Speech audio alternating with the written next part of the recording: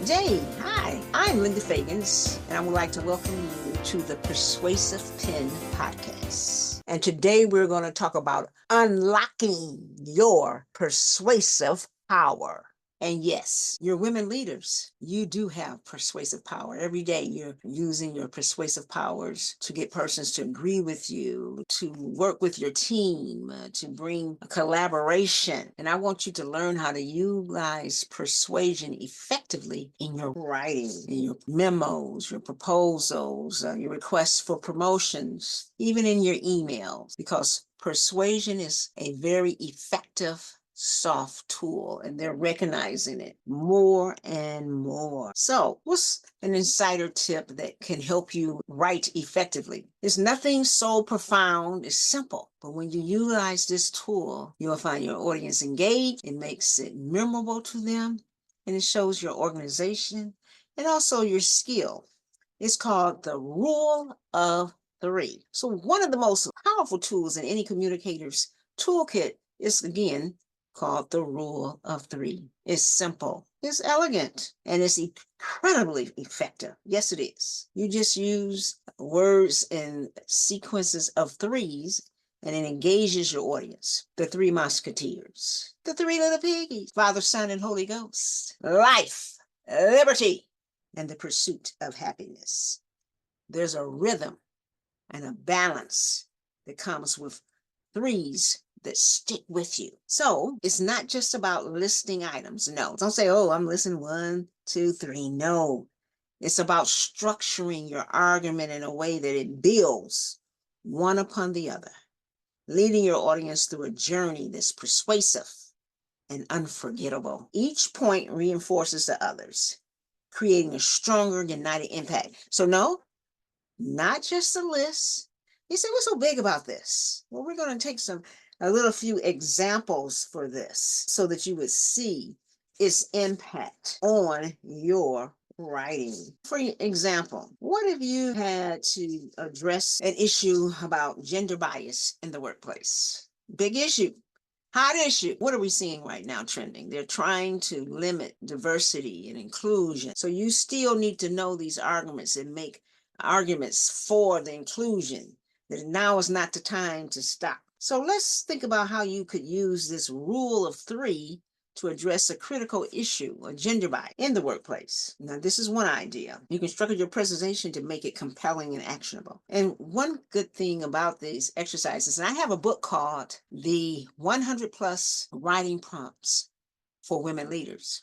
And what's great about this book is that it gives you over 100 plus writing prompts regarding issues trending in the workplace, issues addressing women leaders, the work culture, various issues in terms of diversity, and they will help you begin to formulate your ideas and thoughts, writing them down so that you may begin to articulate them in your writing, as well as when the issue comes up, you'll become very adept at speaking them. Well, let's get to this issue, the addressing gender bias in the workplace. So the first thing you would probably do is identify the issue. Start by clearly defining the issue of gender bias. Explain its prevalence, the forms it takes in the workplace, from unequal pay to limited advancement opportunities. This is the stage and begins to get everyone on one accord about the problems. That's number one, identify the issue. And you don't say it like that. You begin to use engaging words, but this is still using the three. Next one is impact of the organization. You would detail the impact on the bias. Discuss how it affects not just the individuals, but the entire organization, reducing diversity, hampering creativity, and ultimately impacting the bottom line. And we know every corporation is concerned about the bottom line. Use data and perhaps a personal anecdote to illustrate these points. Now, of course, this is not so easily seen, but if you do this in a very organized yet engaging way, you still see the rule. And then thirdly, you will propose solutions. Identify the issue, impact the organization, propose the solutions. Doing it in three. In each area, you will finally present 3 actionable solutions.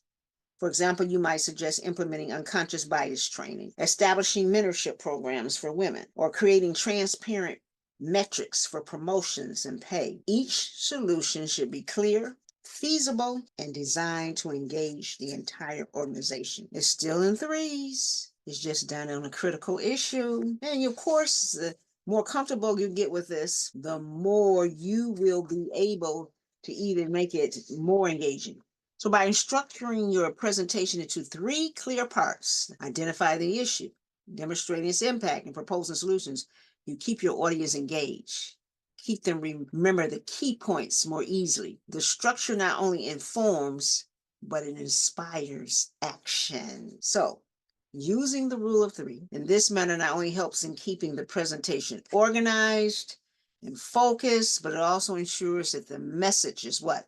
Persuasive, memorable, motivating the audience to take concrete steps toward change in your writing. Now, so let's try one more issue so you can get a pattern here. Or else, hopefully you'll get some ideas that might trigger you to say, oh, I can write about this subject. I can talk about this subject this way. So let's address the issue of the lack of female representation in executive roles at a tech company. Maybe you're at a tech company and there's very few women in executive roles. So how would you present your case? How would you present your position? And I'm sorry, I might use case because I'm so used to, as being an attorney, I say case a lot, but you would maybe use another word. First thing, you will highlight the current state. When you highlight the current state, you're going to do things: introduce, show its significance, and give a personal touch. What do I mean by that? Begin by outlining the current gender distribution in executive roles at this tech company, backed by specific statistics that show a significant disparity. Then you show your significance. Explain why this imbalance is problematic, citing research that shows diverse leadership team performances and how they perform better financially and are more innovative with diverse leadership. And there's